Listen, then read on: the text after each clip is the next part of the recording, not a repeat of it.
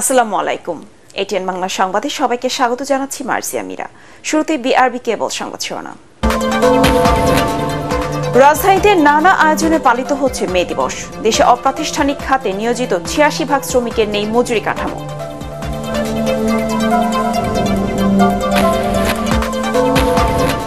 মালিক শ্রমিক সুসম্পর্ক বজায় রেখে উৎপাদন বাড়ানোর আহ্বান প্রধানমন্ত্রী। শ্রমিকদের ন্যায্য পাওনা থেকে বঞ্চিত করলে আন্তর্জাতিক খ্যাতি সম্পন্ন হলেও কোনো ছাড় নয়। কাল থেকে কমতে পারে তাপমাত্রা। ঢাকা সহ কয়েকটি বিভাগে বৃষ্টির সম্ভাবনা বলছে আবহাওয়া অধিদপ্তর।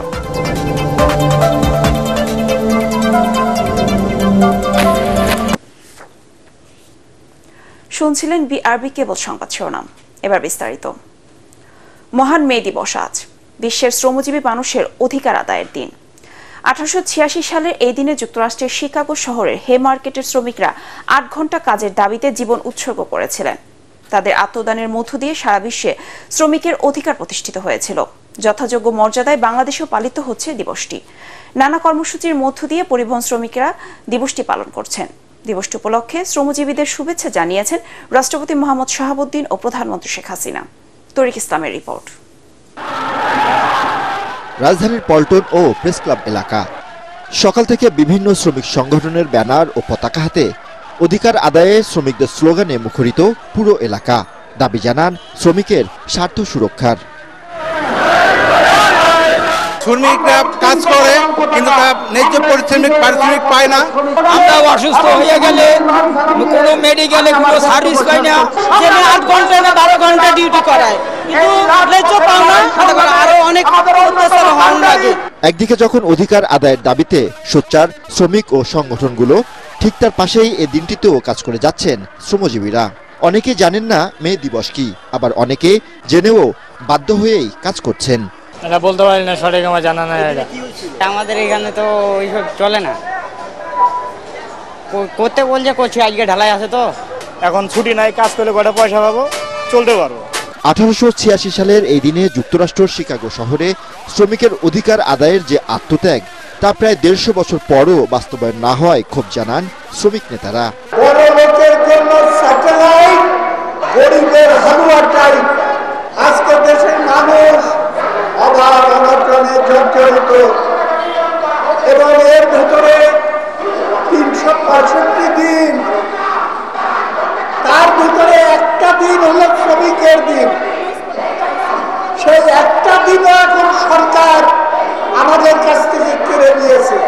ন্যূনতম 20,000 টাকা যে কোনো শ্রমিককে মজুরি দিতে হবে। দিবসটি উপলক্ষে শ্রমিকদের ন্যূনতম মজুরি, পেনশন সুবিধা সহ শ্রমনীতি বাস্তবায়নের দাবি জানান শ্রমিক সংগঠনগুলো। তরিক ইসলাম, এটিএন বাংলা, ঢাকা। অপ্রাতিষ্ঠানিক খাতে নিয়োজিত শ্রমশক্তির প্রায় ৮৬% শ্রমিকের নির্দিষ্ট কোনো মজুরি কাঠামো নেই।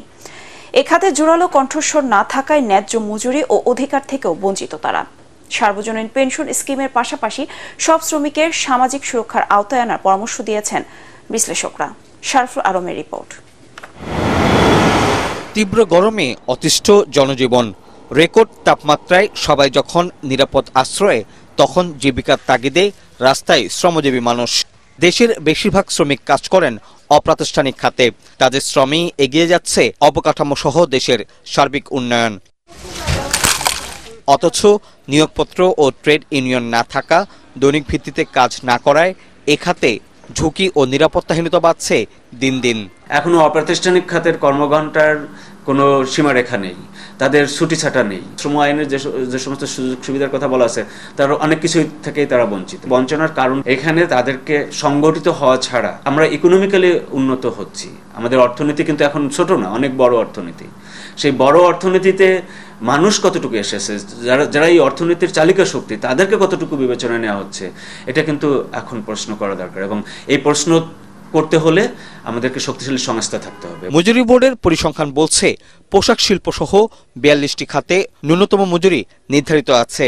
নির্মাণ, দিনমজুর, রিক্সা চালক, কৃষি, জেলে সহ অনেক শ্রমিকের প্রাতিষ্ঠানিক কাজের কোনো স্বীকৃতিই নেই। 70 থেকে 80% অর্থনীতি অপ্রাতিষ্ঠানিক। তাদেরকে সংগঠিত করার কোনো উদ্যোগ এখনো পর্যন্ত সেইভাবে নেওয়া হয়নি। তারা নিজেরা নিজেদের মতো করে বাঁচবার চেষ্টা করে। 1 লক্ষের বেশি পেনশন স্কিমের অ্যাকাউন্ট খোলা হয়ে গেছে, এদেরকেও সেই অ্যাকাউন্টে নিয়ে যাওয়া যায় কিনা। সামাজিক সুরক্ষার যে সমস্ত কর্মসূচিগুলো আছে সেই কর্মসূচি শহরে কিন্তু অতটা কাজ করে না। এই সুযোগগুলো কিন্তু এই শ্রমিকদের জন্য তৈরি করতে পারি, এদের জন্য একটা ডেটাবেস তৈরি করা যায় কিনা। বিশ্লেষকরা বলছেন মূল্যস্ফীতির এই সময়ে শ্রমিকরা যতটুকু অধিকার পেয়েছেন তার সাথে পাল্লা দিয়ে বেড়েছে নিরাপত্তাহীনতার ঝুঁকি আর ক্ষতিপূরণ না পাওয়ার হাহাকার। তাদের মতে মে দিবসের যে আন্দোলন শুরু হয়েছিল তার সুফল এখনো পাননি দেশের সব শ্রমিক। শরফুল আলম, এটিএন বাংলা, ঢাকা। মালিক শ্রমিককে সুসম্পর্ক বজায় রেখে উৎপাদন বাড়ানোর আহ্বান জানিয়েছেন প্রধানমন্ত্রী শেখ হাসিনা। রাজধানীতে মহান মে দিবসের আলোচনা সভায় তিনি বলেন, ন্যায্য পাওনা থেকে শ্রমিকদের বঞ্চিত করলে সে যেই হোক, আন্তর্জাতিক খ্যাতিসম্পন্ন হলেও তাকে ছাড় দেওয়া হয় না।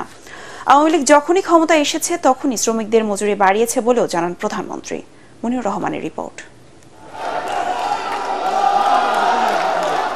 আন্তর্জাতিক শ্রম দিবস উপলক্ষে রাজধানীর বঙ্গবন্ধু আন্তর্জাতিক সম্মেলন কেন্দ্রে আয়োজন করা হয় আলোচনা সভার। অনুষ্ঠানে যোগ দিয়ে প্রধানমন্ত্রী শেখ হাসিনা জানান, মে দিবসকে বাংলাদেশে রাষ্ট্রীয়ভাবে স্বীকৃতি দিয়েছিলেন জাতির পিতা বঙ্গবন্ধু শেখ মুজিবুর রহমান। খেটে খাওয়া মানুষের ভাগ্য পরিবর্তন করাই আওয়ামী লীগের লক্ষ্য। শ্রমিকদের পাওনা যথাযথভাবে পরিশোধ করার কথা বলেন প্রধানমন্ত্রী। কেউ যদি আমাদের শ্রমিকদের ন্যায্য পাওনা থেকে বঞ্চিত করে, সে যে যত বড়ই হোক না কেন, আন্তর্জাতিক খ্যাতি সম্পন্ন হলেও তাদেরকে আমরা ছাড়ি না, ছাড়বো না। শ্রমিকের পাওনা যথাযথভাবে পরিশোধ করতে হবে, তাদের ভালো মন্দ দেখতে হবে। শ্রমিকদের কল্যাণে সরকারের নেয়া নানা পদক্ষেপের কথা তুলে ধরে সরকার প্রধান বলেন, প্রধানমন্ত্রী নয়, জাতির পিতার কন্যা হিসেবে শ্রমিকদের স্বার্থ রক্ষায় কাজ করে যাবেন তিনি। দেশের অর্থনীতিকে গতিশীল করতে শ্রমিকদের বিষয়টি দেখার কথা বলেন শেখ হাসিনা। মালিকদেরও বলবো যে আপনারাও আপনাদের বিলাসিতার কিছু অংশ ছেড়ে দিয়ে শ্রমিকদের কল্যাণে দেখবেন। আর যারা আমাদের গার্মেন্টস ক্রয় করে, আন্তর্জাতিক পর্যায়ে যারা আমাদের গার্মেন্টস ক্রয় করে বা আমাদের উৎপাদিত পণ্য ক্রয় করে, তাদেরকেও বলবো, এখন তো সব জায়গায় ইনফ্লেশন বেড়ে গেছে, জিনিসের দাম বেড়ে গেছে, একটা পিস গার্মেন্টস তৈরি করতে খরচও বেড়ে গেছে। তো সেটা বিবেচনা করে যারা বায়ার, তারা যদি একটু মূল্যটা বাড়িয়ে দেয়, তাহলে আমি মালিকদের উপরে আরো চাপ দিতে পারি আমাদের শ্রমিকদের সুবিধা দেওয়ার জন্য। এ সময় ভাড়াটেদের প্ররোচনায় কোনো ধরনের ধ্বংসাত্মক কাজে জড়িয়ে না পড়তে শ্রমিকদের আহ্বান জানান প্রধানমন্ত্রী। যে কারখানা আপনার ভাত কাপড়ের ব্যবস্থা করছে, কাজের ব্যবস্থা করছে, জীবন জীবিকার ব্যবস্থা করছে, সেই কারখানা নিজেরা যদি ধ্বংস করতে যান, ভাঙাচোরা, আগুন দেওয়া বা এই ধরনের কাজ করেন, তাহলে ক্ষতিকার হচ্ছে, নিজের ক্ষতি হচ্ছে, পরিবারের ক্ষতি হচ্ছে, দেশের ক্ষতি হচ্ছে, মালিকদেরও ক্ষতি হচ্ছে। তো মালিকদের তো আর ওই একটা ব্যবসা থাকে না, আরও ব্যবসা থাকে, তারা হয়তো পুষিয়ে নিতে পারেন, কিন্তু আপনাদের নিজেদের ক্ষতি তো নিজেরা করেন। আমাদের দেশে আমাদের শ্রমিক শ্রেণীর দাবির জন্য বা কথা বলার জন্য তো আমরা আছি, আমরা কিন্তু বলি। আমি প্রধানমন্ত্রী শুধু না, আমি জাতির পিতা বঙ্গবন্ধু শেখ মুজিবের মেয়ে, আমি সেইভাবেই নিজেকে বিবেচনা করি। অনুষ্ঠানে শ্রমিকদের মাঝে আর্থিক সহায়তার চেক তুলে দেন প্রধানমন্ত্রী শেখ হাসিনা। একই সাথে গুরুত্ব আরোপ করেন উন্নয়নশীল দেশের যাত্রায় উৎপাদন বাড়ানোর উপর। মনিউর রহমান, এটিএন বাংলা, ঢাকা।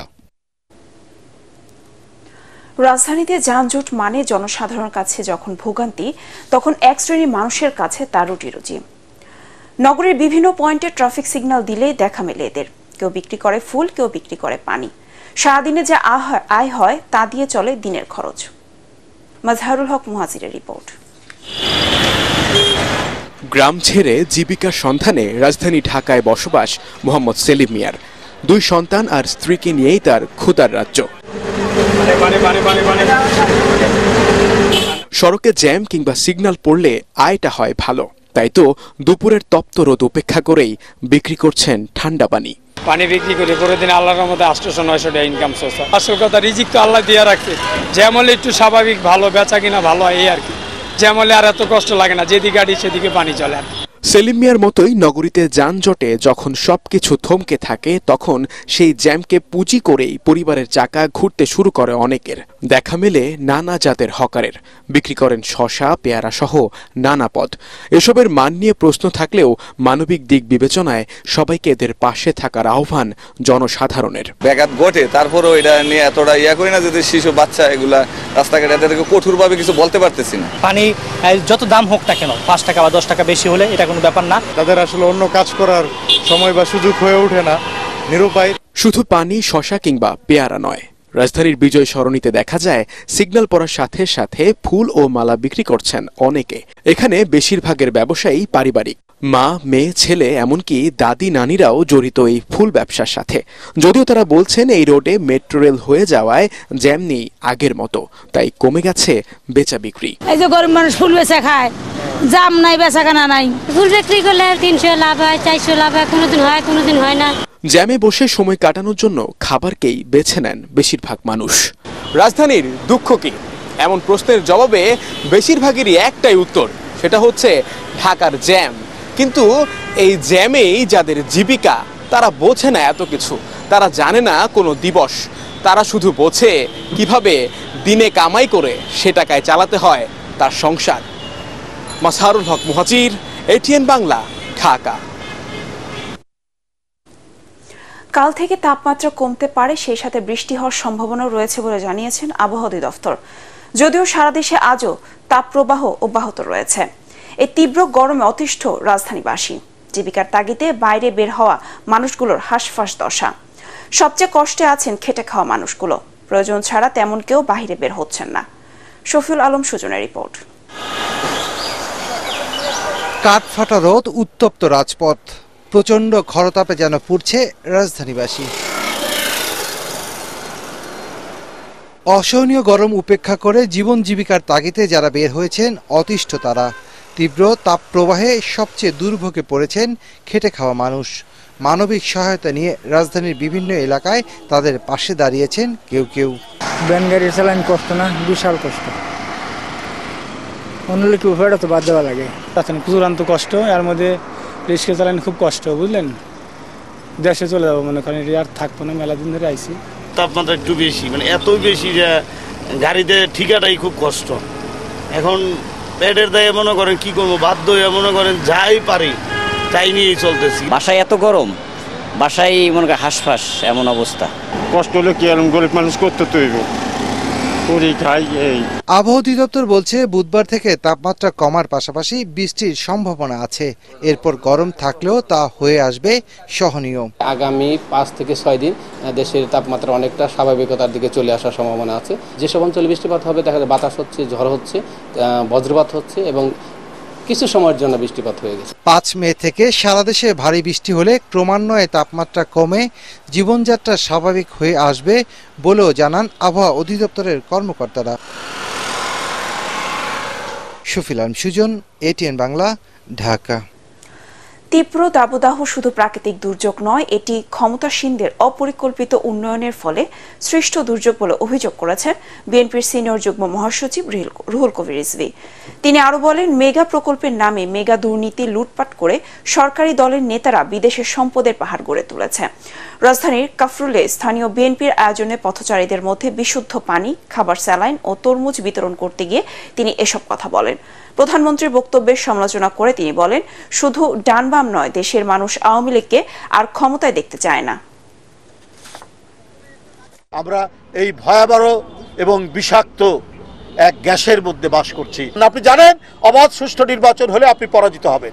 লাখ লাখ মামলা দিয়ে হাজার হাজার নেতাকর্মীকে কারাগারে ঢুকিয়ে আপনি একটি প্রহসনের নির্বাচন করে জনগণকে প্রমাণিত করেছেন আপনি নিজেই শেখ হাসিনার অধীনে অবাধ সুষ্ঠু নির্বাচন কিয়ামতের দিন পর্যন্ত সম্ভব নয়। জাতীয় পার্টির চেয়ারম্যান GM কাদেরের সরকারের দালালি করে নির্বাচনে অংশ নিয়ে আবার তাদেরই সমালোচনা করছেন। রাজধানীর মোহাম্মদপুর টাউন হলে মে দিবসের আলোচনা সভায় এসব কথা বলেন জাতীয় পার্টির একাংশের নির্বাহী চেয়ারম্যান কাজী ফিরোজ রশিদ। সরকারি দলের চাপে নির্বাচনে অংশ নিতে হয়েছে জাপা চেয়ারম্যানের এমন মন্তব্যকে প্রেক্ষিতে তিনি বলেন, চাপাচাপিতে ভয় পেলে নেতা হওয়া যায় না। দেশের জন্য তার অবদান নিয়েও প্রশ্ন তোলেন তিনি। জাতীয় পার্টির নেতৃত্ব নিয়ে কাজী ফিরোজ রশিদ বলেন, রাজনৈতিক দল কোনো সম্পত্তি নয় যে এর নেতৃত্ব উত্তরাধিকার সূত্রে পাওয়া যাবে। খালি এখন কল কি যে ভাই আমার উপর কেউ আমার উপর কিছু দোষ রাখবেন না। আমি নির্বাচনে আসলাম ঊর্ধ্বচাপ এবং নিম্নচাপ।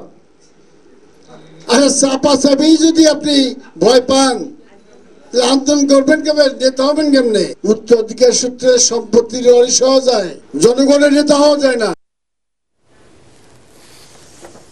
কেন্দ্রের নিষেধ সত্ত্বেও লক্ষ্মীপুরের রায়পুর উপজেলা নির্বাচনে চেয়ারম্যান পদে প্রার্থী হয়েছেন এমপির ভগ্নিপতি মামুনুর রশিদ।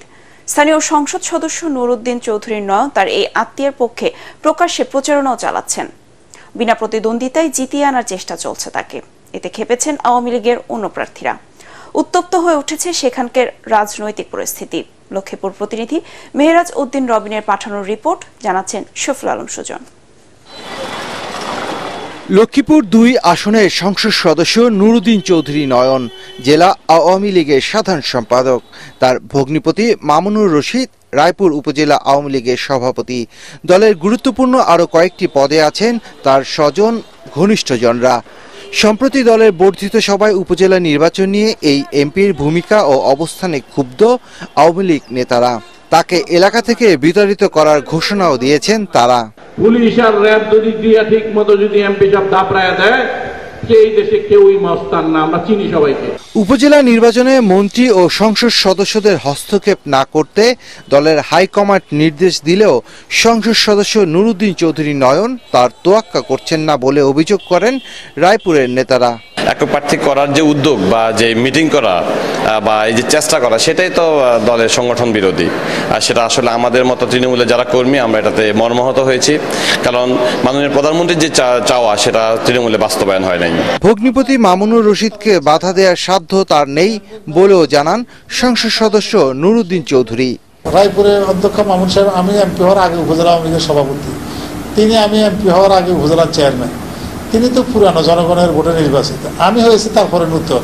আমি নূতন মানুষ পুরানকে বাদ দিব কিভাবে? লক্ষ্মীপুর এ উপজেলায় ভোট গ্রহণ হবে 21 মে। Bureau report, ATN Bangla. এবার আল আরফ ইসলামী ব্যাংক অর্থ সংবাদ।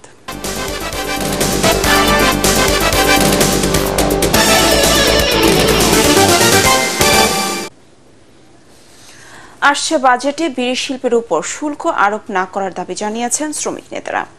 মহান মে দিবস উপলক্ষে জাতীয় প্রেস ক্লাবের সামনে মানববন্ধনে এই দাবি জানান তারা। শ্রমিক নেতারা বলেন, বিদেশি সিগারেটের সাথে পাল্লা দিয়ে টিকে থাকতে হিমশিম খাচ্ছে দেশীয় শিল্পটি। ফলে অনেক শ্রমিক কাজ হারিয়ে বেকার জীবনযাপন করছে। মিজান শাহজাহানের রিপোর্ট। মহান মে দিবস উপলক্ষে এই সমাবেশের আয়োজন করে বিড়ি শ্রমিক ফেডারেশন। সমাবেশে বক্তারা বলেন, দেশের 18 লাখ শ্রমিক বিড়ি শিল্পে কাজ করে জীবিকা নির্বাহ করে। লোকসানের মুখে কোনো মালিক কারখানা বন্ধ করে দিতে বাধ্য হচ্ছে। তাই শিল্পটিকে টিকিয়ে রাখতে 5 দফা দাবি জানান তারা। বিড়িতে শুল্ক কমিয়ে শ্রমিকদের বর্তমান বাজার অনুযায়ী মজুরি নির্ধারণ করতে হবে। অবৈধ বিড়ি তৈরির লাইসেন্স বন্ধ করতে হবে। নকল ব্যান্ডন, জাল ব্যান্ডন যেন ব্যবহার করতে না পারে, এর জন্য দরকার পড়ে নতুন আইন তৈরি করে এদের এই দেশ থেকে প্রতিহত করতে হবে। দরিদ্র, স্বামী পরিত্যক্তা, প্রতিবন্ধী ও সমাজের সুবিধা বঞ্চিত মানুষ যারা ভারী কাজে অক্ষম, তাদের বড় একটি অংশ বিড়ি শিল্পে কাজ করে। কম দামি সিগারেটের সাথে পাল্লা দিয়ে দেশীয় শিল্পটি ক্ষতিগ্রস্ত হচ্ছে বলে অভিযোগ শ্রমিক নেতাদের। কুচক্রী মহল তারা আমাদের উপর ষড়যন্ত্র করে শিল্পকে ধ্বংস করার পায়তারা চালাচ্ছে। এই বিদেশি কোম্পানির পক্ষে দেশীয় দালাল মির্জাপুরেরা দালালি করতেছে। ট্যাক্স প্রত্যাহার করতে হবে এবং আমাদের বিড়ি শিল্প রক্ষা করতে হবে। আয়কর আইন অনুযায়ী বিড়িতে অগ্রিম আয়কর 10%, অন্যদিকে সিগারেটে 3%। বিষয়টিকে বৈষম্যমূলক আখ্যা দিয়ে অবিলম্বে বিড়ির উপর থেকে অগ্রিম আয়কর তুলে নেয়ার দাবি শ্রমিক নেতাদের। মিজান শাহজাহান, এটিএন বাংলা, ঢাকা। সকল প্রবাসীদের বৈধ পথে বাংলাদেশের রেমিটেন্স প্রেরণের মাধ্যমে দেশের অগ্রযাত্রাকে অব্যাহত রাখার আহ্বান জানিয়েছেন সৌদি আরবের ওমরা পালনে যাওয়া চট্টগ্রাম 15 সাতকানিয়া লোহাগড়া আসনের নবনির্বাচিত সংসদ সদস্য আলহাজ আব্দুল মোতালেব সিআইপি। মক্কায় মিস ফালার একটি হোটেলে মক্কা আওয়ামী ফাউন্ডেশন আয়োজিত সংবর্ধনা অনুষ্ঠানে তিনি আহ্বান জানান। মক্কা আওয়ামী ফাউন্ডেশনের সভাপতি মোজাম্মেল হকের সভাপতিত্বে ও সাধারণ সম্পাদক বেলাল হোসেনের সঞ্চালনায় এই অনুষ্ঠানে প্রবাসী নেতৃবৃন্দ উপস্থিত ছিলেন।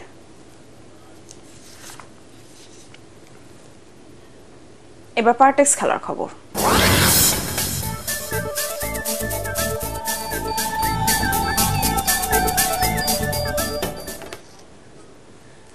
উয়েফা চ্যাম্পিয়ন্স লিগে সেমিফাইনালের প্রথম লেগের ধ্রুপদী লড়াই জেতেনি কোনো দলই। বায়ার্ন মিউনিখের মাঠে 2-2 গোলে ড্র করেছে রিয়াল মাদ্রিদ। জোড়া গোল করেছেন ব্রাজিলিয়ান তারকা ভিনিসিয়াস জুনিয়র। রিপোর্ট করছেন এসএম আশরাফ।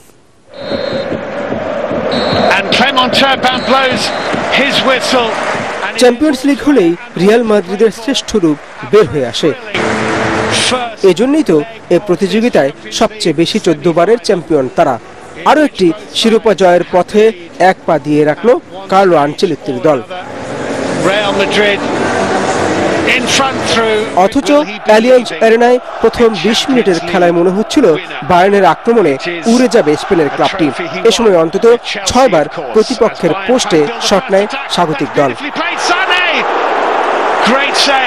কিন্তু খেলার ধারার বিপরীতে 24 মিনিটে গোল করে বসে রিয়াল মাদ্রিদ। 4 ডিফেন্ডারকে বোকা বানিয়ে টনি ক্রুসের পাস থেকে বলকে জালে পাঠান ব্রাজিলিয়ান ভিনিসিয়াস। ঘরের মাঠে বায়ার্ন মিউনিখ সেই গোল শোধ দেয় 53 মিনিটে। লেরোয় সানের নিখুঁত ফিনিশিংয়ে খেলায় ফেরে থমাস টুশেলের দল। এ গোলের রেশ না কাটতেই আবারও স্বাগতিকদের গ্যালারিতে উচ্ছ্বাসে ভাষার উপলক্ষ এনে দেন হ্যারি কেইন। তাতে এই মৌসুমে এমবাপ্পের সাথে সর্বোচ্চ 8 গোল পেলেন ইংলিশ তারকা। কিন্তু এ প্রতিযোগিতায় সৌভাগ্য রিয়ালের সঙ্গ ছাড়েনি। তাতে ভিনিসিয়াসের পেনাল্টিতে 83 মিনিটে সমতাসূচক গোল পায় লা ব্লাঙ্কোরা। এবার সবার চোখ সান্তিয়াগো বার্নাবুতে, যেখানে আগামী 8 মে ফাইনাল নিশ্চিতে মাঠে নামবে দুই পরাশক্তি। SM Ashraf, ATN Bangla. শেষ করার আগে বিআরবি কেবল সংবাদ শিরোনাম আরেকবার। রাজধানীতে নানা আয়োজনে পালিত হচ্ছে মে দিবস। দেশে অপ্রাতিষ্ঠানিক খাতে নিয়োজিত 86% শ্রমিকের নেই মজুরি কাঠামো।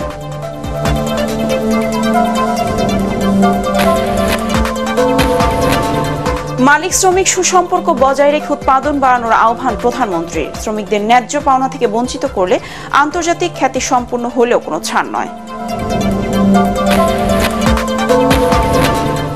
কাল থেকে কমতে পারে তাপমাত্রা। ঢাকা সহ কয়েকটি বিভাগের বৃষ্টির সম্ভাবনা বলছে আবহাওয়া অধিদপ্তর।